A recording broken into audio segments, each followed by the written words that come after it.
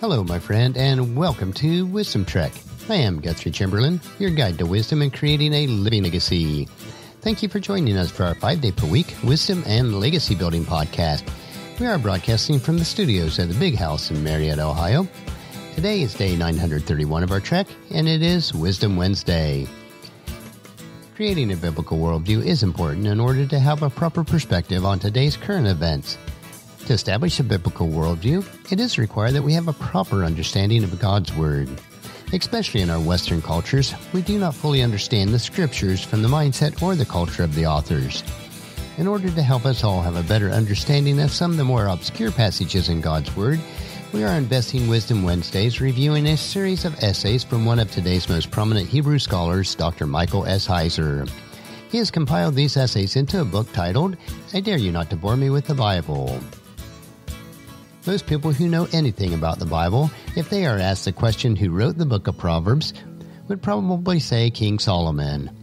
It is my favorite book of the Bible, and that's the name that comes to my mind when I think about it. But today's essay explores who wrote the book of Proverbs.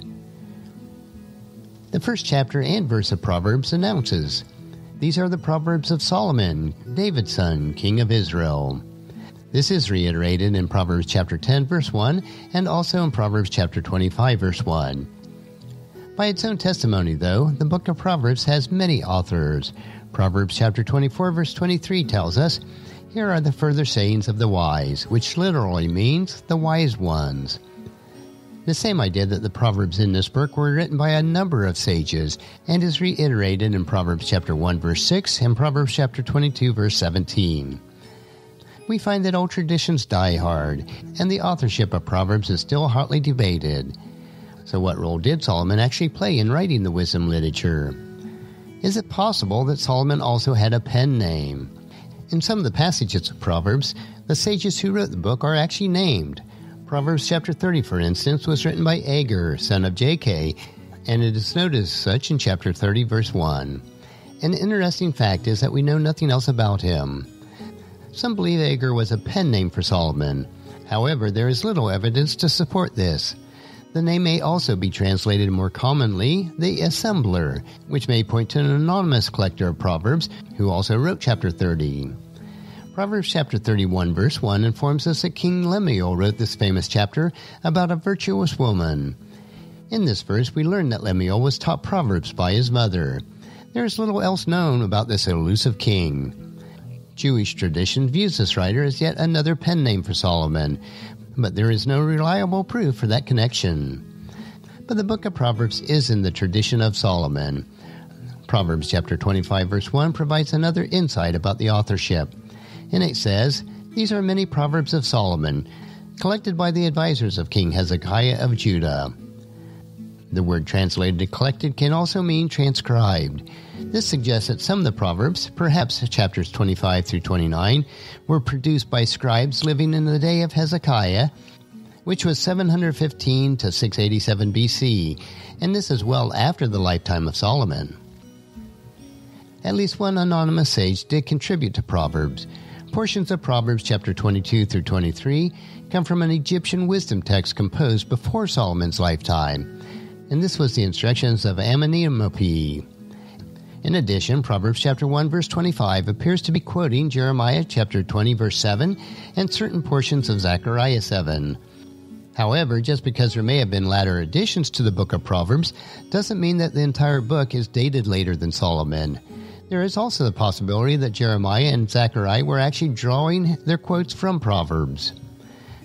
We also see some tradition from Egypt in the book of Proverbs. Because Proverbs chapter 22 and 23 draws from an ancient Egyptian text that certainly predates Solomon, it seems likely that Solomon may be one of the authors.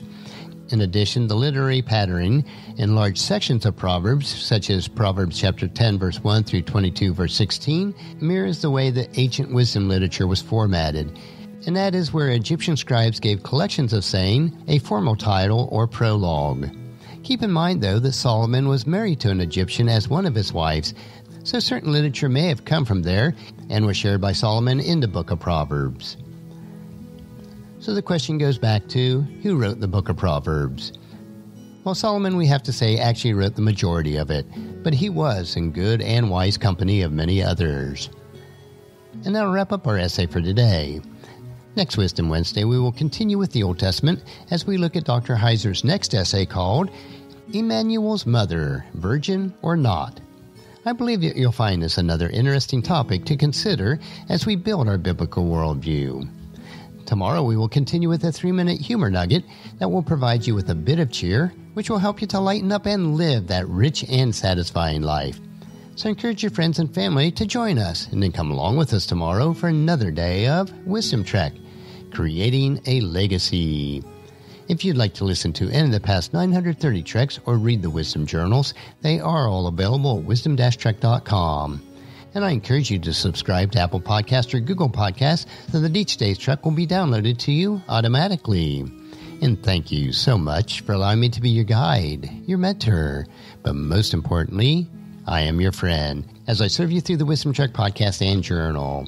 And as we take this trek of life together, let us always live abundantly, love unconditionally, listen intentionally, learn continuously, lend to others generously, lead with integrity, and then leave a living legacy each day. I am Guthrie Chamberlain, reminding you to keep moving forward, enjoy your journey, and then create a great day every day. See you tomorrow.